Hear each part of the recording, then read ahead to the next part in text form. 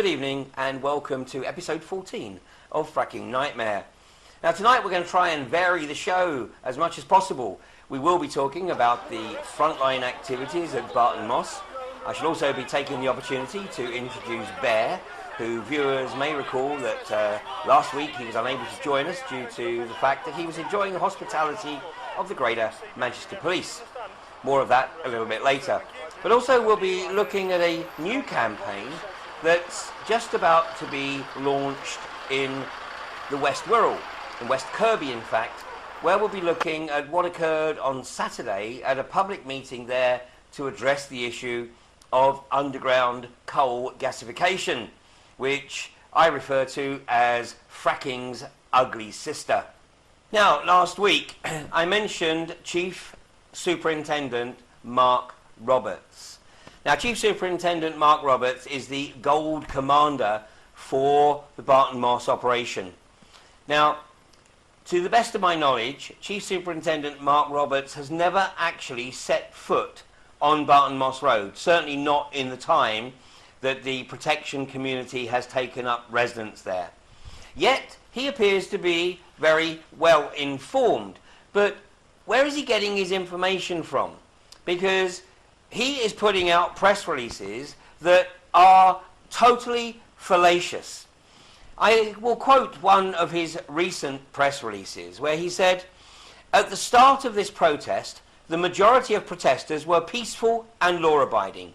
But over the past couple of weeks, local residents and officers have seen a distinct change to this.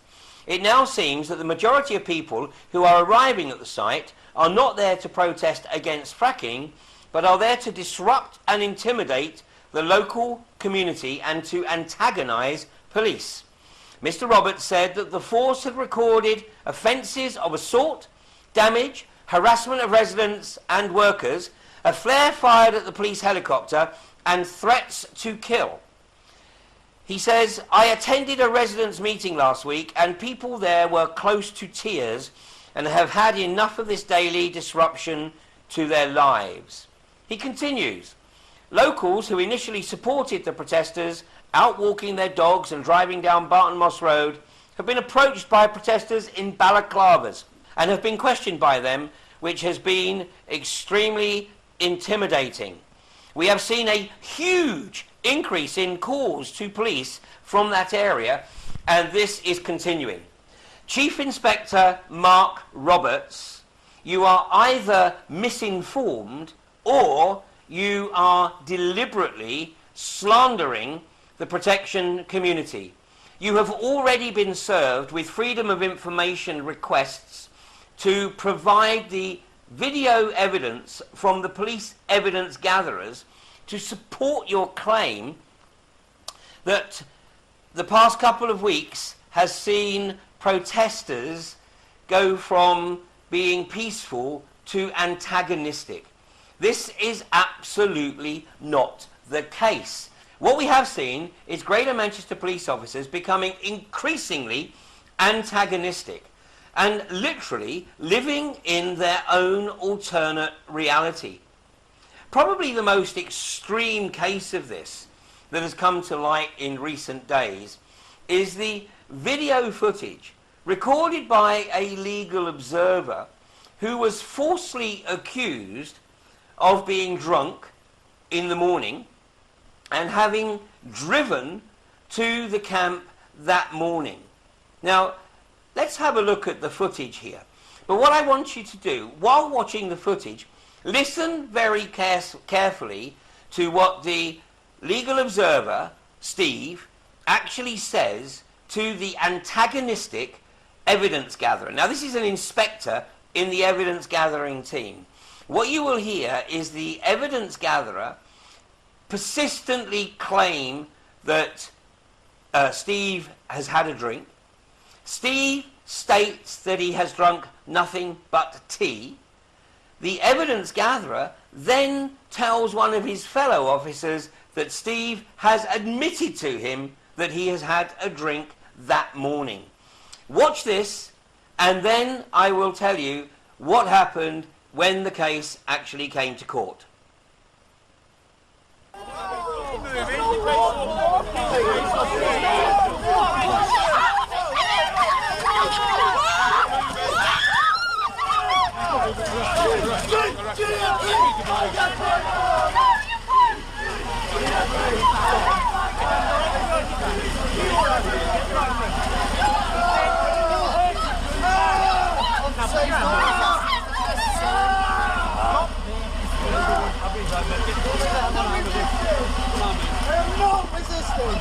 Away. Away with that.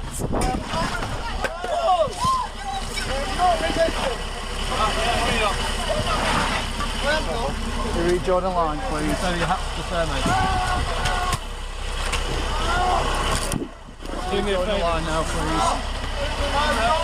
You're part of the protest group. This chap needs to get. Yeah. Come on, we've got a legal observer there. You've got one. You need to go over there, other side of that map, over there. Get over there. You're part of that group. You're assaulting me, please. I'm not assaulting you. I'm moving you, and I'm helping you into that line. I could arrest you, but I'm not going to arrest you. So it's in your benefit. Are you drunk? You've been drinking this morning? You've been drinking this morning? No, I've not. You've been drinking this morning? No, I've not. You've been drinking? I've had tea. You've arrived in your car? No, I've not. You've arrived in your car this morning? You've had a drink, haven't you? You've had a drink this morning. Where's your car? Been drinking this morning? No, I've not. You just said to me you've had 2 drinks. No, I've not. You just said that you've had 2 drinks. I've got it on camera. Yeah, you just said to me you've had 2 drinks. No, I can smell alcohol in your breath and you've come in a car. No, when did you have your drinks this morning? Am I being arrested, officer? No, I'm making inquiries, Steve, you're unfit. Hey, Stephen, will you listen to me? Listen to me. Just get the... not going anywhere. You've been detained at this moment in time. Have you got this lad that's coming in the car this morning? I can smell alcohol on his breath. He's already admitted to having a drink. No. I've got it on film. Yeah, I've not had a drink at all. I've had tea this morning, officer. We've got two officers. Boss, yeah, no problem. Yeah, and We've lost quite most of mine. I've gone down watching M3. Right. I've lost most of my cereal. Okay, your car is down there, Stephen, is it not? Your blue Mercedes. Where have you had a drink this morning? I have not. I've told you, I've had tea this morning. Daniel, can you go and join that group, please? Yeah, I've literally just woke up, mate. Yeah, can you go and join that group, please? You're going to put there, you know it. Stephen's had a drink this morning. No, I've not. I had tea this morning. You can check with the whole camp. Here you go. When have you had a drink? Under arrest. And he's under arrest. Why are you shouting at me? Because you're murdering me. Am I being detained? You're detained this moment in time to ascertain whether or not you've been drink driving. It's as simple as that. I can smell alcohol in your breath. And we're going to walk down there. And do you consent to a roadside breath test? No. You don't? No. Right then. I'm going to stop here. Just come to this wagon here. I'm going to... Am I under arrest? You're detained. It's as simple as that. You're detained. Am I under arrest? You're detained. Am I under arrest? You are detained for this purpose. It's a simple question. Have you got in there? Yeah, you are detained. Have you got any staff in there? Have you got a breath kit in there? Right. You're detained for just 1 minute. I'm a pedestrian on a public footpath. I'm a pedestrian on a public footpath. Just get 2 staff here. I'm a pedestrian. They're going to go through the drink drive procedure with you. I'm a pedestrian on a public footpath. Okay. Short officers here. I'm a pedestrian on a public footpath. You've also been drinking and you've also come in your car this morning. I'm a pedestrian on a public footpath. See, got 2 gents here, and can you go through? This chap has arrived in the car this morning. He's been drinking. Can you go through the drink drive procedure with him?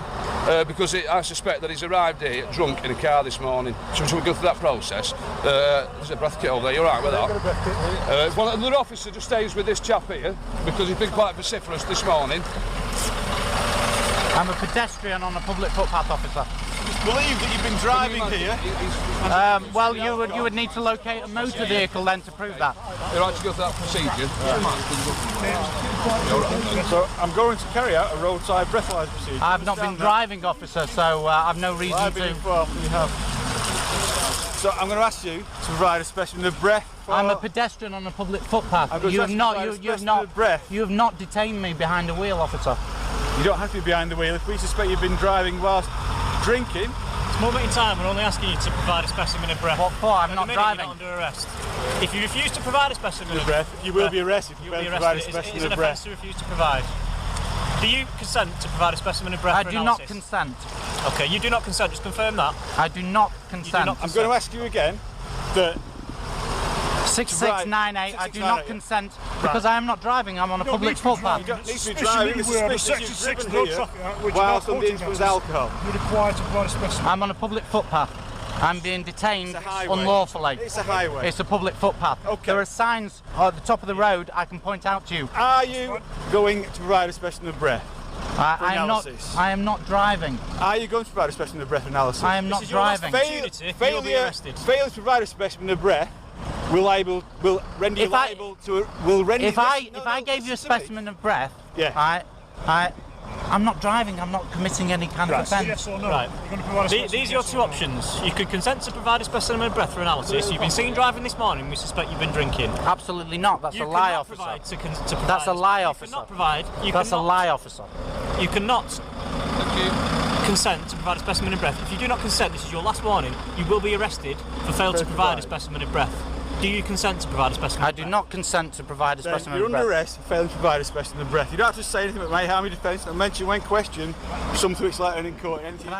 So, Chief Superintendent Mark Roberts, I hope you're impressed there by the behaviour of one of the inspectors amongst your evidence gathering team at Barton Moss, who clearly has the capacity to fabricate reality. Now, what happened when it came to court a few days ago? The prosecution is not satisfied that there is sufficient evidence to substantiate the charge. Therefore, we withdraw the case. Clerk of the Court, do you understand that the prosecution is withdrawing its case? Freeman, no, I do not understand, but I do comprehend. Magistrate, whether you understand or you comprehend, you are free to go. The case is dismissed, because the prosecution has withdrawn the case. End of. What we witnessed in that piece of footage was a prima facie example of police intimidation. This, unfortunately, has been the characterisation of the Barton Moss campaign. Peaceful protectors not being policed by Greater Manchester Police with a desire to facilitate peaceful protest, but with a desire to facilitate the corporate agenda, with a desire to intimidate the protectors, with a desire to intimidate the local population from coming down to Barton Moss Road to support the protectors. But as we have seen in this past week, the local support for the Barton Moss protection community is increasing exponentially as people in the community realise that they have been told half-truths, lies, and been subjected to deceit and obfuscation over the past 3.5 years by iGas. As people now do their own research, they are beginning to realise the magnitude of what the potential danger is to their delicate environment on the Mosses. Just last week, Frack Free Earlham and Cadishead had its very first meeting in the Nag's Head pub. The organisers of that meeting were absolutely staggered by the response. The room was packed solid, and by the end of the evening, people had committed to joining the campaign to raise awareness amongst their fellow residents. This is a very different demographic from Balcombe. Very different indeed. It's taken perhaps a little longer for people to comprehend that this is not industrialisation as they have experienced industrialisation in the past.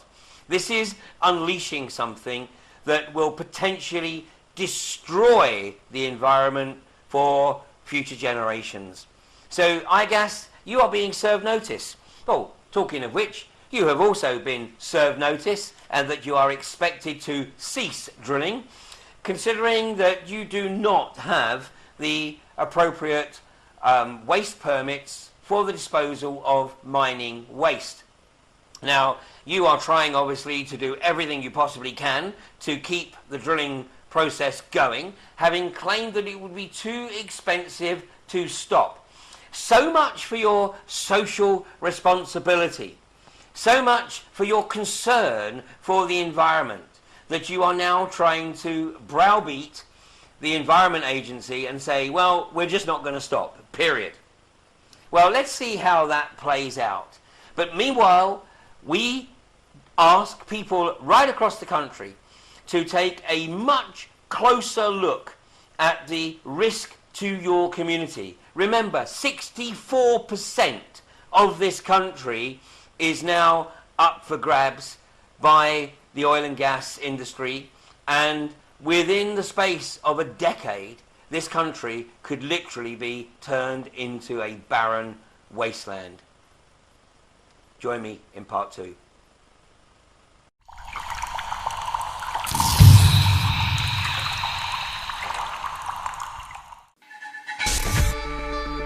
If you take an active interest in maintaining the optimum health and well-being of yourself and your family, the New Zealand Journal of Natural Medicine is the magazine you've been waiting for.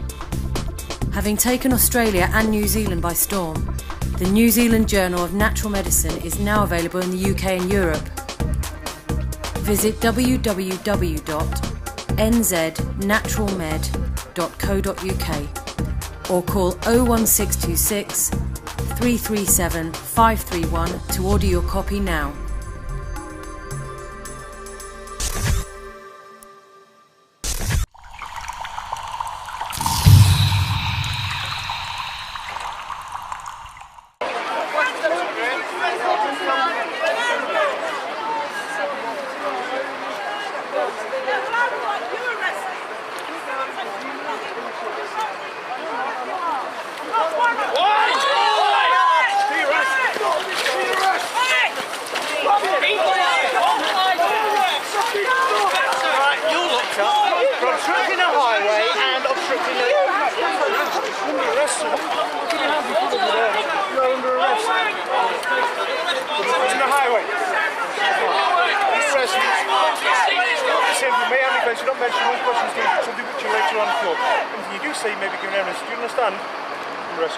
Thank you. I do not stand under you. I merely comprehend what you have said to me. Okay, so that was Bear being taken into the custody of the Greater Manchester Police by the Tactical Unit, of course otherwise known as THUS.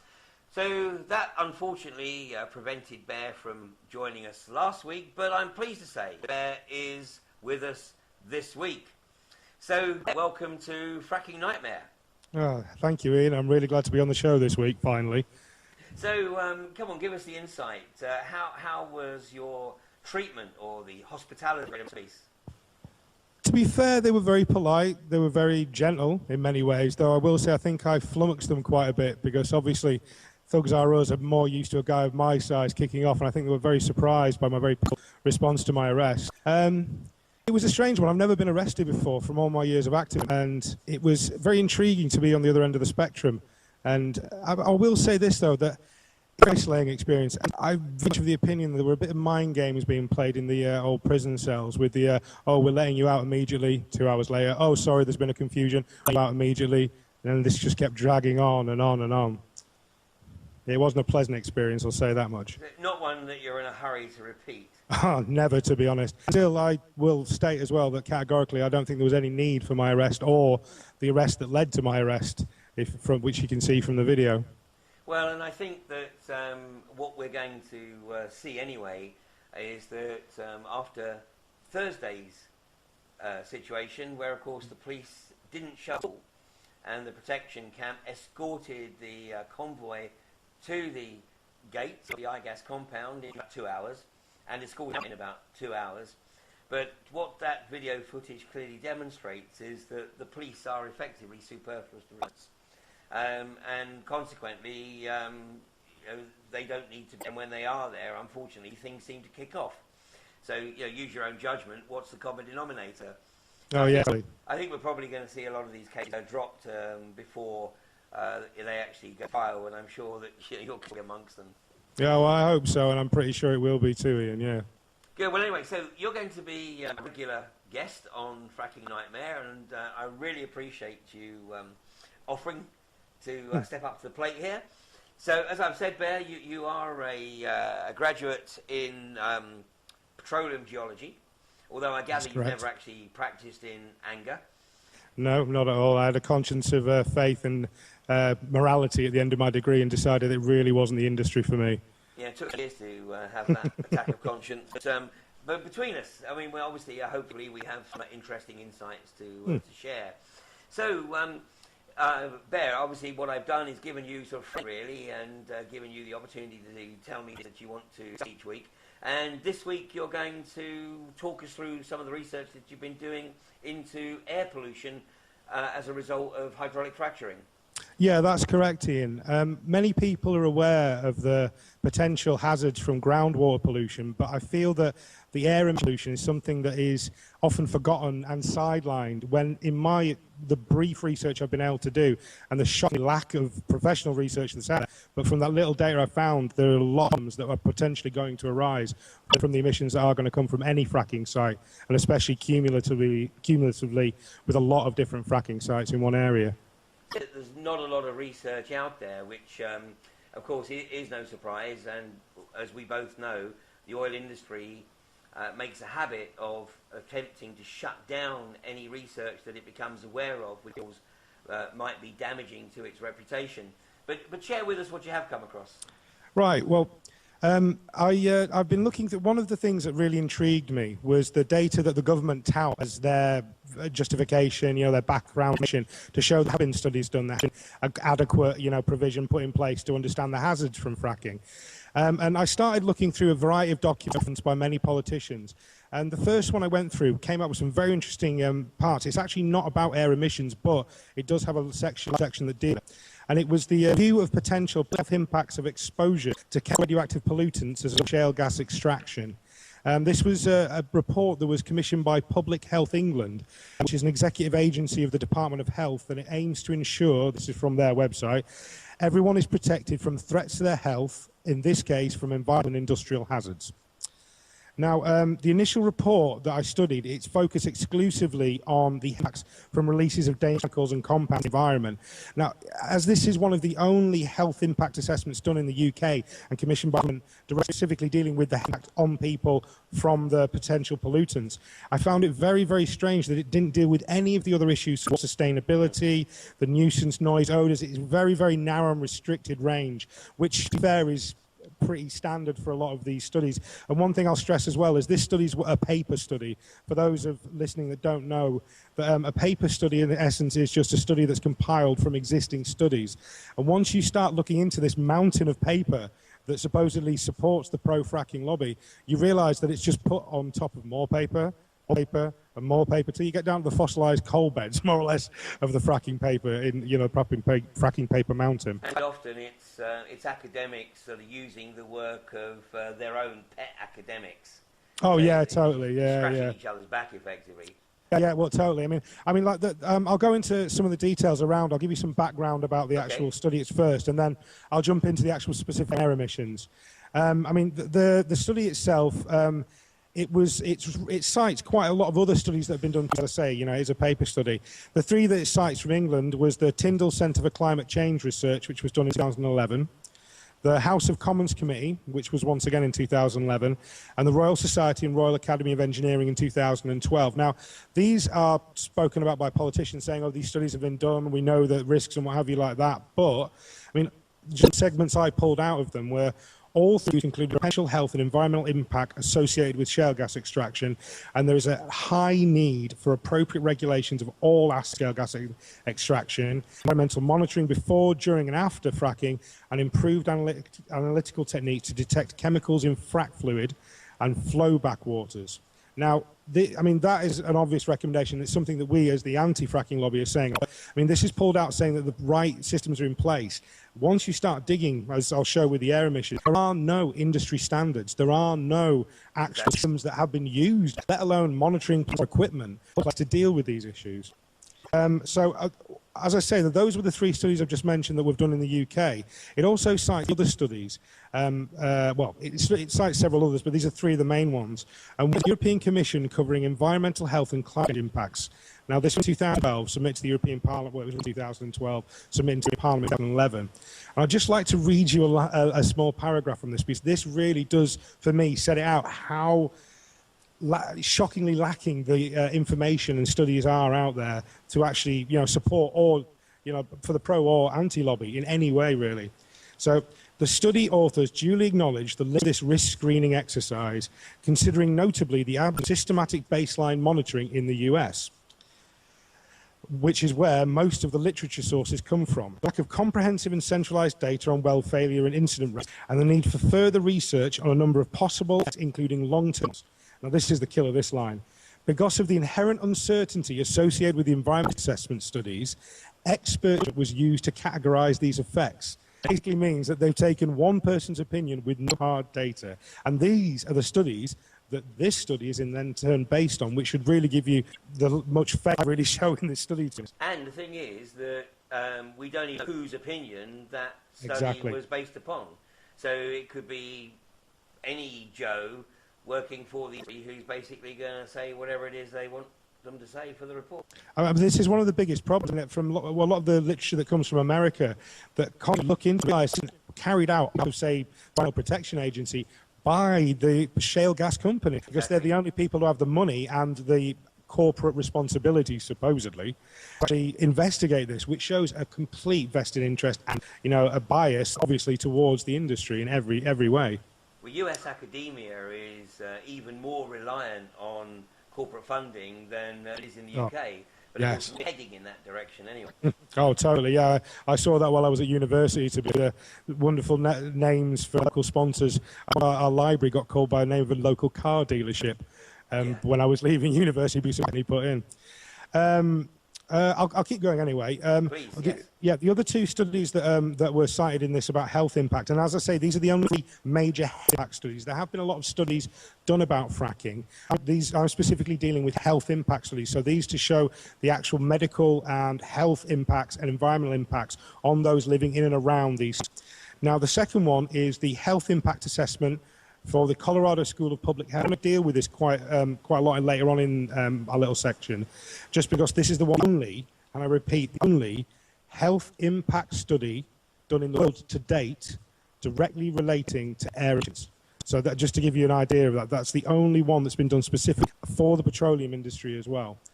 And the other one is the New Brunswick, Canada Office of the Chief Medical Officer's Health Report, which, once again, I'll just read out a little segment from that. Although health concerns are often noted as an important preoccupation among the public, there has been a notable lack of participation by public health agencies in many of the ongoing initiatives to regulate the industry, and furthermore, a complete lack of study of the possible health impacts. Now, so that should get, what I'm trying to do here is give you an idea of the actual information that this report's based on, and show the worrying lack of knowledge and lack of scientific study. So that's just giving you a bit of background of it. I'm going to go into the actual air quality now, and the air emissions study, if that's okay, yeah? Yep. Right. So, as to date, there's been no UK studies undertaken by any key agency on the air emissions. Even though there has actually been a vertical hydraulic fracture, which I must stress is very different from horizontal high flow slicking fracturing that we're using today. This is a simple method of drill and fracture highways, which is a lot less dangerous effects. But this has been operating since 1996 in Lancashire. As of to date, there is no public data on any of the air emissions from this site, neither from the Priest Hall site as well. So the two classic examples the government has had to be able to monitor this and to actually get some background data hasn't been done. Now, but aside from that, there are many studies confirming release of emissions from shale gas, and the range of chemicals are quite horrifying and compounds when you start looking. You have nitrogen oxides, which, for those that don't know, are a precursor to ozone, which obviously a lot of people will have heard of. Ozone being a very detrimental compound, especially for greenhouse effects, but also it has a horrendous effect on respiratory systems and air quality in local areas. Methane, obviously, which will be released from it, and there has been footage shown of fracking sites where methane has been directly into the atmosphere. Once again, though not that harmful by itself, except as a suffocant, it has a lot of dangerous potentials for allowing other compounds to respiratory problems and other secondary conditions. Well, I think it's fair to say, Bear, isn't it, that actually there is no research into the effects of long-term exposure to methane. Listen, I mean, I've been looking into something like this, and the only real studies that have ever been done are regards to faulty appliances, problems with me at home. But this doesn't take into account broad spectrum methane saturation over large geographies from the industry. Yeah, so it was a shocking gap in research that should have been done, at least by some health authorities somewhere out there. Further compounds and gases that can be released, you've got sulfur dioxide there, and most of us will know that from acid rain and other problems we've had during the late 20th century. Particulate matter. Now, this actually can be quite worrying as well. Particulate matter is small, fine-grained dust particles that will be released, and these can range from average subparticles to things like silica particles released from the fracking sands. Now, silica, if anybody knows, is a highly sharp and defined crystal. If that gets into the lung system, into any form of respiratory system, it's horrendous. And the final one, which I'll be dealing quite a lot with in the two little sections I've got further on in my volatile organic compounds. Now, these are things like benzene, toluene, ethylbenzene, and xylene. B-Tex. Now, B-Tex for sure. Yeah, quite correct, Ian. Now, these are possibly some of the most dangerous compounds to come out there. The xylene, toluene, and ethylbenzene is very, very bad for respiratory problems. There's potential leukemia-forming compounds, and can have a lot of knock-on effects on the body's neurological systems, hematological systems, so your blood, your nervous system. But benzene is the worst of the lot, and to be fair, it's one that's going to be produced from fracking. And for sure, volatile organic compounds are VOCs further on the report. But this is one that once again I was shocked when I realised that could be released from this, and also the potential health disorders. So I think benzene can prove to be directly responsible for 6 or 7 forms of leukemia, lymphocyte disorders. It's a horrendous compound, and something that we should not be wishing anywhere near our homes or our communities. So, as I say, we'll move on to now the one health study that's been done, the human health risk assessment of air emissions from development of unconventional natural gas resources. That was done by Professor Mackenzie in 2012, based in Colorado. Now, this was not done off the back of any government institution. This was an area called Garfield County. They asked Colorado Public Health to assess the potential health impacts. Now, the thing was that at this point there was already a heavy fracking industry area, and the specific area they looked at was a town called Battlement Mesa, which is I think it's a population of about 5,000 people, but shockingly, the closest wells are within 150 meters of their property. So you imagine there's a very large community in what has been traditionally a very rural area up in the Rocky Mountains, and suddenly you have a heavy industry, more or less, if you look at the images surrounding that community. Now, the study that was done used a hazard index, a HI index, which was the more potential exposure to a chemical or compound be, the higher the hazard index risk that there could be. Where a level of 1, so if you imagine these are tiny increments that go on, because the study was worked out over a 20-month and a 20-year period. I'm going to deal specifically with the 20-month part of that because it's quite a lot of data to go through, and that has enough data and enough information to really, try and set the point I'm putting out here. But as I say, so it's a level of 1 is an indicator of a danger or a risk to public health. Now, I'm going to put these in order of value. This is values for residents living less than half from a well. The increased risk of neurological disorders is a factor of 5. Hematological, 3. Respiratory, 2. And developmental, so, like birth complications, birth defects that could be passed on to unborn children, 1. So of all the areas looked by this study, an immediate danger to public health, and this is from, as I say, this is from a very limited study. And I mean, here, I mean, the levels, I mean, the area this looked in, the only agriculture in this area before, this is the only heavy industry. At the monitoring station, the level of benzene, xylene were higher than 27 out of 37 American Environmental Protection Agency monitoring stations, and that's some in urban areas. I mean, if that isn't worrying, it's unbelievable. It is. I mean, obviously, this is by zone. Oh, of course. Yeah, I mean, well, as well, it's in the mountains. It's because it's only a population of 5,000. It's unlikely that there's going to be enough pull with demographics to make senators or whoever be able, policymakers to be able to stand up and pay attention on this one. Well, and Colorado, of course, the grit of the gas industry anyway. Governor Jerry Hickenlooper was financed into office by the gas industry in 2010. What a surprise, Ian. What a surprise.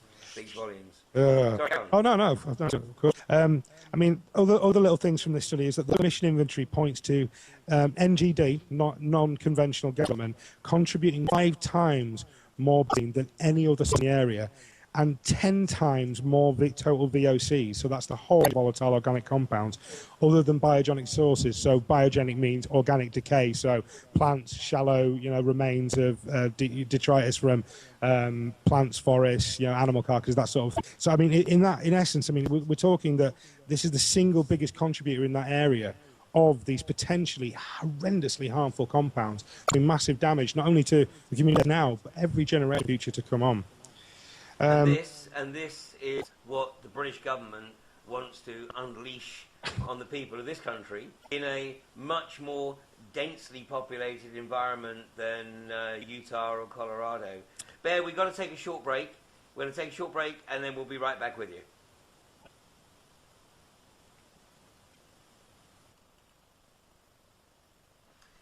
And welcome back to part 3 of episode 14 of Fracking Nightmare. So I'm speaking with Bear, who is going to be a regular contributor to the programme. He's going to be our technical expert. And today we're discussing air quality and air pollution from hydraulic fracturing. So Bear, in part 2, we walked through the total lack of academic reports and studies on this subject, but you have actually managed to trawl just a few, and it is actually shocking how few our politicians and supposed industry experts are hanging their hat on, when in reality, of course, there's really no regulatory controls in place whatsoever and no studies upon which to base them. I know, totally, Ian. I mean, it's what really shocked me as I was looking into fracturing for the groundwater. That's my area of expertise. I did my dissertation in hydrogeology, so groundwater systems. And this was just something I looked at as an aside when I was looking through, trying to get an idea of the whole picture. And it still boggles me at this moment that, I mean, what from earlier, this is the only health impact assessment done globally regarding air emissions. It really is terrifying in many ways that our government's so willing to push it through. What you've shared with us so far, one would think that would be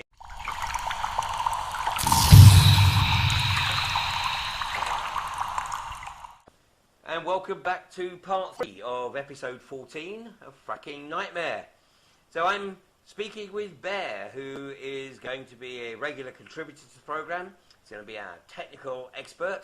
And today we're discussing air quality and air pollution from hydraulic fracturing.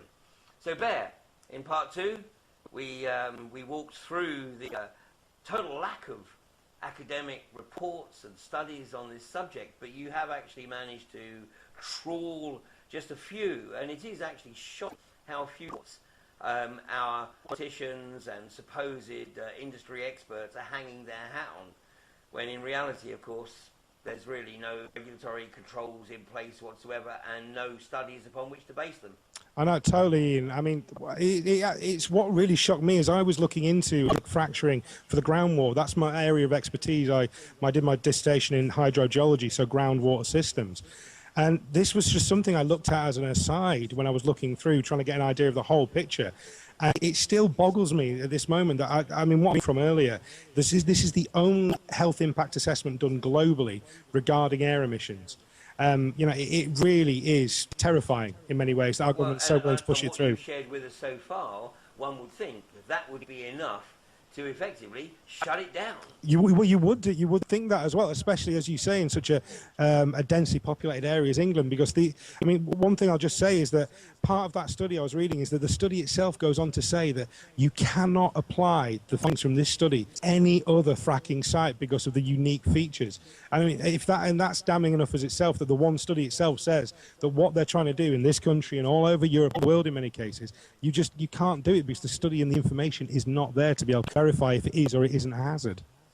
Exactly, and in fact that's what they're relying on, that the other studies aren't there, so that basically they say, well, there's no evidence to suggest that there's going to be any problem until too late. Yeah, I know, which is why we have to be so proactive as we are trying to fight this, because if we let this go through, we're going to lose any form of habitable biosphere for ourselves very, very quickly, I feel. Absolutely. So carry on there. You were going to think through some of the limitations that are associated with this issue. Yeah, well, the one study, I've been talking about earlier, Menzies, Colorado in 2012. These are some of the limitations that they mentioned. You know, this is from the article itself. So the article realises that it isn't gaining enough info, it doesn't have enough of an overview to be able to actually even be a definitive study in itself. One thing it says is that there wasn't enough data available on all the chemicals emitted during the well development process, maybe weren't told what they were. And to stress about it as well, this only deals really with VOCs, the volatile organic compounds. It doesn't do any of the particulate matter, the pollution from the vehicles or the generators that are used on site. It's a very narrow focus study. Other stuff it said is that as it says that it's the benzenes, the toluenes, the xylenes. I say that the study can't be done because of different topography and geography. The chemicals are different as well, depending on what you're putting into the ground and also the quality of the methane you're pulling up. You know, if it's sour methane, this automatically affect it as well. So it just, every time you look through this, you realise that there just isn't the knowledge there to be able to substantiate, even if they would help, what potentially they could be. Because each station, each fracking site would have to be individually monitored, individually analysed, and then this would have to be put into an interconnected network of monitoring stations across, say we're talking about Britain, across the whole country, to be able to build up what is happening. But by the time they're doing that, it's already too late, as you say. By the time that they've got monitoring, they're already, this is in the atmosphere, it'll already be in people's communities, and it will already be in their body systems. Exactly. Yeah. Right, I'm going to move on now to another thing that irks me. I discovered another thing about ozone. It was called the UNTAB Winter Ozone and Air Quality Study, done in 2012 as well. Now, when I was reading through the Public Health Foundation document, they said there'd only been one that they could base any of their emissions on, when this study actually existed as well. So I find it very hard to believe that poor old me, non-finance home research, was able to find this in about half of looking through it. So once again, I think this shows the lack of real evidence gathering and real research that has been done, even based on these paper studies, you know. Sure. But I mean, the first figures out of this, these were damning when I read them. This study had an air emissions inventory commissioned for itself for the study purpose. And I will just stress as well that over an 8-week period, this study, it wasn't done over a year. This second study was only for a small period of time. That they identified that 98 to 99% of all volatile organic compounds were emitted from non-conventional gas development, and 51 to 61% of all oxides, the ozone precursor gases, were emitted from NGD as well. So I mean and this is in an area, once again, it's a restricted geographical range, but I mean the contribution that this industry is having to the environment and people's health is so worrying. And there's other things I've picked out of this as well. The study, even though it was over a period, it doesn't include several major installations that came online during the report, which is understandable. But what I found very, very worrying is of the majority of the 90 or so smaller stations were not included. So only the 20 major compressor stations, and when I say a compression, once gas is being extracted, it gets sent to a compressor station, which puts it on and enables it to be moved on to where it's needed, to the depot, refinery, whatever it is. And so, in essence, the figures I'm about to, even though they're quite worrying as they are, they could hold in relation to the actual emitted VOCs and nitrogen oxides area. So I'll just give you these figures.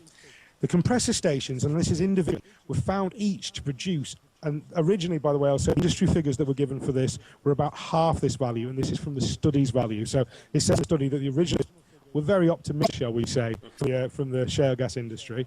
But each individual compressor station is producing 130 tons a month of volatile organic compound and 390 tons a month of nitrogen oxides.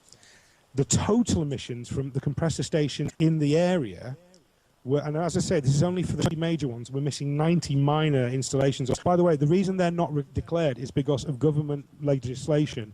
They don't have to declare them. This isn't the fact that they've just omitted them. They don't have to declare this by law, which I find absurd as well. As I say, so for the year, for VOCs, volatile organic compounds, that was 1,608.9 tons. And for nitrogen oxide, that's 4,938.5 tons. And to give you some context, they also had a study done of the car emissions for the entire time. Total car emission, 1,328 tons of nitrous oxide, and 847 total organic compounds. So in case, I mean, 4 times the amount of nitrogen oxide and double the amount of VOCs, but once again, you could double those other figures. So you're talking 4 amount of volatile organic compounds, so benzene, toluene, xylene, and 1,000 tons of ozone-emitting chemical into the atmosphere. And so, I mean, and this in itself as well, this study doesn't take into anything like abandoned wells, abandoned facilities, plugged wells, or anything like that. So even though the figures are quite shocking, once again, they're probably not telling in any way, shape, or form the whole story. So, Bear, as a scientist, if you were now advising the British government, based on this limited research on the documented acid pollution caused by fracking, what would your be? No way. Simple as. I mean, a scientist. I think you probably might have an expletive in there as well. Yeah, I was being euphemistic for the show. Yeah. I mean, I don't believe in complete blanket of stopping action of carbons. They're very useful to us, and I don't believe we should be using fuel. I think they've got a lot more uses, industrial processes that are essential to our modern society, for plastics and polymers for use in things like the medical industry. I think plastic, these things have a lot of much better uses they could be being used for, rather than cheap fuel and cheap energy run, because we do have the alternative technologies. And the thing is, with hydrogen, with the arguments they put forward, people talk about the groundwater pollution. This is something that may or may not happen. In my opinion, I believe it will happen, the way that they can predict it. This is going to happen. There is no way that you can get away from the fact that these gases are produced in exceedingly large amounts from the fracking process. Even from this one study, that has been proved. And let's say 2 studies. And so, in my eyes, there is no with a duty of care to my electorate, with a true responsibility as one human being to another, I authorize something where I know that one of the most lethal leukemia-causing compounds is going to be increased by 10, 20, 30, 100 times potentially in certain areas. It's sheer madness, and it to me, it smacks of no care for the British people from our supposedly elected government. But it is, as I have said many times over the past 13 weeks or so, it is cognitive dissonance, because the evidence is there. All you have to do is look for it. But these guys, even if they look for it, they don't see it, because they are so vested in the party line that they just look at themselves, and regardless of the consequences. Bear, if I was having a discussion, it was in West Kirby, where of course they're under threat of underground coal gasification, which we're going to get a little bit later in the show. And, I was talking to the prospective Parliament Labour there, Margaret Greenwood, and, I made the observation. I said, if I was Cameron right now, I'd be looking for an exit strategy. I would be asking my advisors to come up with an exit strategy and come up with one pretty quick, because he, along with Lord John Brown, of course, have this hole for themselves. They're going hell for leather. Every single poll that is taken around the country is showing that there's an increasing rejection of unconventional industry by the electorate. We're now, 18 months, not even, from the next election, and the awareness of the dangers associated with this industry is increasing at such a phenomenal rate. I can see from September onwards, when the hustings really kick in, how he can continue to be pushing forward this agenda. Ryan, it seems like madness to believe that on this platform there's any chance of them getting re-elected. I mean, it's obvious to me that public opinion has turned, and from the solidarity marches down at Barton ended, it's obvious that this is a whole demographic of British society, young and old, rich and poor. Everybody's worried about this. Nobody's been given any information, and the government, if this is of the government, as you say, ploughing ahead without obviously showing any care or concern about people that they're one meant to represent, but B, are going to elect them or not elect them in the next election, it's very surprising. I mean, all I can think is that the kickbacks must be immense for them to be going down this route, to be honest, because there's no other way I could think that anybody would do that. Well, it's funny you should say, because that was actually some of the comments I was getting from the people that attended the meeting in West Kirby on the Wirral yesterday. And I will state that this is only hearsay based on speaking to people there. But apparently Wirral Council has a hell of a reputation for being corrupt. And brown paper envelopes apparently are the currency of the day.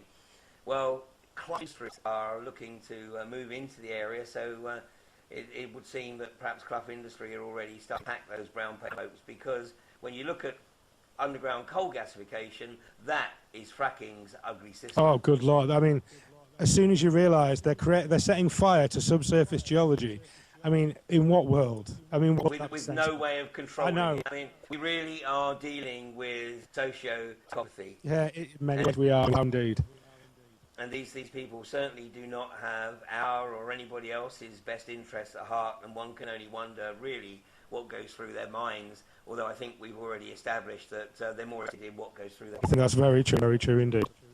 Bear, it's been wonderful on the show today, and I'm only sorry we weren't able to do this last week.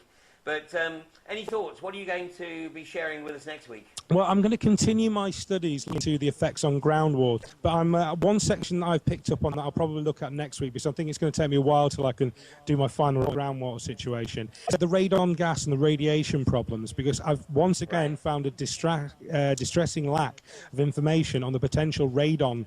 The radon content in the Bowland shales and the black shales in England.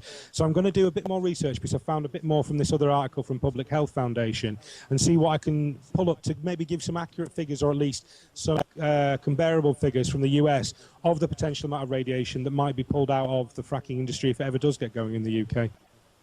Well, I shall look forward to discussing that with you Yeah, next so week. shall I. Thank you so much. You have a good week, You my friend. You too, Ian. Take care now. Bye.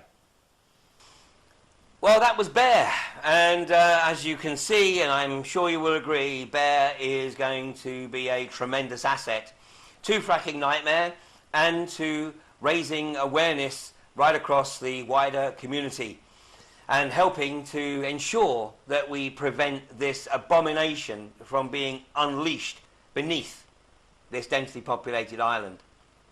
Now, on Saturday, I was actually heading back towards Barton Moss when I caught word of a public meeting that was to be held that afternoon in West Kirby on the northwest coast of the Wirral. And this was a public meeting that had been called by the Parliamentary Labour Party candidate for Wirral West. And she called the meeting to gauge local reaction to the plans for underground coal gasification beneath the Dee estuary.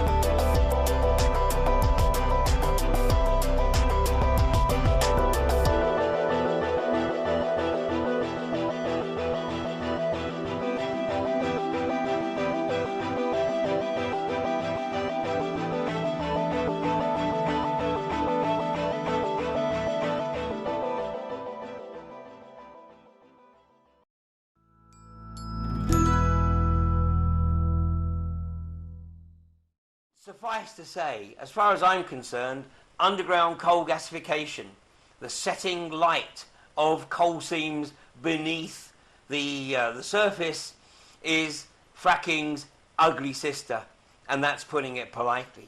Anyway, I headed up to that meeting, and unfortunately I arrived just as the meeting was closing, but I did take the opportunity to speak to a number of people that had attended the meeting, and also to Margaret Greenwood herself. And let's have a listen to what these people have to say. Margaret, you're up here in the northwest of England, and you called the meeting today to discuss underground coal gasification with the community. What motivated you to call this meeting?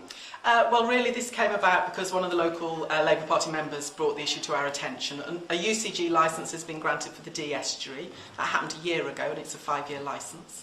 We're concerned because of the risks to the marine environment and to what would happen on land. So I felt it was important that we sort of initiated some sort of public conversation about this, so that local people could be informed, that they could do their own research, and that they could start to understand what the implications of this might be. It was great to have a meeting for the first time. It was great to see so many different people from all walks of life really opposed to this. The first meeting wasn't as informed as I thought he should have been. The general public themselves seemed to be a lot more informed than our councillors did. What I hope comes out of today's meeting is that there's greater public awareness of this, that there's greater public awareness and that there's media coverage of the new well, it's not a new technology, but of the technology that there's interest in deploying here. It is a conditional licence, so the firm that have got that licence will have to apply for other permissions. So one of the other things that I want to come out of it, we in the Labour Party have a local action group here working on this, but obviously it's a lot of detailed information and knowledge that we need. But I'm hoping that we can find out, where the points are that people can have impact on the decision-making process. So what those other permissions are, what the time frames for those things are, and how people can make best representation to make sure that they can protect the local environment in the way that they want to. And they did say that all three parties were against it. If that was the case, then we should have the information that they have to be so against it. They should come equipped to the meetings, and say, well, these are the reasons why Wirral is against it. And if they are against it, why can't we just say straight out, like, a no? Haven't they done that in Australia, where the communities have just turned around and gone, we're a frack-free zone, or don't even bother coming here? If that was the case with the Wirral MPs, then why are we here? I think, anybody who's in government has to look at the whole agenda. I can totally understand a local MP wanting to defend the quality of life of people in their own area. But also, I think, we're at sort of quite an interesting time in the development of energy within the country, aren't we? So my personal view is that I'm very concerned about the environmental risk. That, for me, is the really top priority here, because we've got a site of an SSI site, protected site at Hilbury Island, which is a fantastic kind of natural resource. The D estuary has got international protections in terms of conservation. But then that, how that then plays out in relation to the need to acquire energy, we don't know what the legal situation would be there. So, my real concern is around the local environment and the impact of that. This isn't an industrial environment. Wirral West isn't an industrial area. It's a residential area. It's somewhere people come to because they're interested in bird life, they're interested in the seals at Hilbury. So, my priority is making sure that what local people want gets heard, and that they are able to input into that process. I'd never heard of it before. I'd heard of fracking, and so I did some research, and I'm still very upset that nobody in the local area knows about it, and that's why I came along today. I certainly told a lot of people about it as well, make people aware of what's going on. Well, it's been very informative. I didn't know very much about it beforehand. It's been really informative. It's been a really good turnout today. I'm really pleased that everyone's turned up. There seems to be a lot of opposition to it already. I just hope that we can get more public interest involved with it now and make people more aware of what's going to be going on in the area, because it'll be an absolute devastation if this comes to the Wirral. It'll be a travesty, it really will be. I think everybody needs to be aware of what's going on before it's too late. So what are you going to do from now? Well, basically I'm going to go away and I'm going to carry on spreading the word, and I'm going to send some emails and find out who to actually try and organise a group as well. You know, we need a local group. And also, as brought up at the meeting, this is going on in other areas of the UK. Maybe we can all work together. All sorts of people live in West Kirby. You know, it's not just a very prosperous place, but you've got lots of people retired here, lots of people who've lived here all their lives. You get off the train at West Kirby and you can smell tranquility. It's lovely, you know, and lots of people in Merseyside use that as a resource. People come on the trains from Liverpool to go to Hilbury to enjoy that island and that experience of being able to walk out across the sand, to go to an island, to see seals. When you started off in Liverpool city centre at the start of your journey, that's something quite magical, and I think it's something we do need to protect, because, you know, it's not just about, you know, the bottom line, it's about quality of life, and it's not just the people who live here who benefit from it, it's the wider Merseyside region, people benefit from it. And I'm very concerned as well, because I'm sure, you know, somebody who's never been here looking at a map might just think, oh, you know, it's just part of the northwest, how interesting can it be? But actually, to us, it's massively important because it's such a beautiful place. So it is a massively important resource. It's not just an extra add-on, I don't think. I think it's integral to the character of the place. Indeed. We have these wonderful natural places, and it's very important we protect them. So after that meeting, I spent an hour or so speaking with Margaret Greenwood and her advisors, and it's very clear that they absolutely understand that the strength of feeling amongst the West Wirral constituents is that underground coal gasification is not an option. Certainly not in an area that is regarded as having natural outstanding beauty. So those areas of the country that are being targeted potentially for underground coal gasification, like South Wales, like the Bristol Channel area, or down the Northumberland coast, and of course the Dee estuary. It's very important that those communities take a look at the threat that this industry brings to their environment. Now, just before I say goodnight, I just want to draw your attention to one small detail that coincidentally occurred on the day when the police failed to turn up to escort the IGAS convoys into the well site there. At 10 o'clock that morning, David Cameron was due to participate in a live debate on BBC Radio Lancashire with Tina Louise. And Tina Louise has been my guest on a number of previous editions of Fracking Nightmare. Now, Tina Louise is certainly a very feisty and very informed debater. And certainly I am extremely grateful that I'm batting on the same team as Tina Louise. Well, it is my suspicion that David Cameron was anticipating that the lack of police presence at Barton Moss would lead to the protection community running riot, locking on all over the convoy, and making it clear to the British electorate that the police presence was essential to protect the convoys from these eco-extremists. How sad then, David, that you didn't get that opportunity, that the protection community escorted the IGAS convoy to the gate peacefully. You delayed the debate until 4 o'clock in the afternoon, maybe hoping that the protectors would then run riot as they escorted the convoy out, but once again you were disappointed. So now you have postponed the debate for a further week. Call it a hunch, David, but I don't think that debate's going to take place anytime soon. And as I said earlier in the programme, if I was in your shoes, mate, I'd be looking for an exit strategy. I'd be looking to get Lord John Brown and Francis Maude off the case and looking for a way in which you might just be able to salvage a little piece of your political credibility. It may only be a little piece, but the reality is if you try and push through this agenda, then the British people will have zero respect for you or your party, and for that matter, any other party that supports this abomination. Thank you, good night, see you next week. 2 million wells worldwide. Not a single person has been poisoned by contaminated groundwater. Not a single building has been damaged by an earthquake. in a nation. Every woman, every man, let's rise, no hesitation. Feel the energy. They say we're in a crisis, but poison and water is not the remedy. We got to make a stand. We want clean water, clean air. This is how we can save it. Man, so I hope you understand. We will never sell our future for 100 grand. So in 100 years, we'll look back. What did we achieve? No frack's a good frack. What do we believe? Too late. There's no take backs. Air and water gone. Time doesn't wait, fam.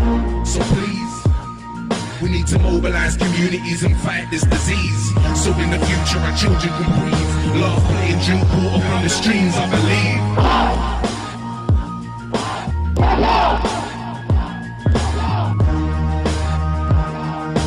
How dare you lie on live television? There has been one high volume hydraulic fracturing operation in this country and it caused earthquakes.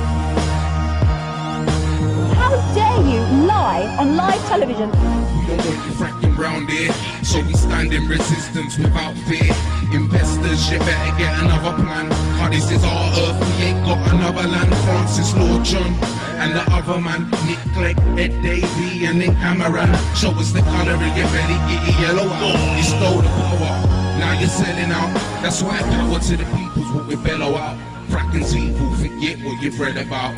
Throw your telly out, finish, they're lying. There's no social license, arise like a lion. The resistance is building, stronger than I am, feeling freer by the minute. Freedom's what I'm crying. I ain't gas, modular and dark. We protested your prep and we'll resist when you start. Drilling has been stopped after an earthquake.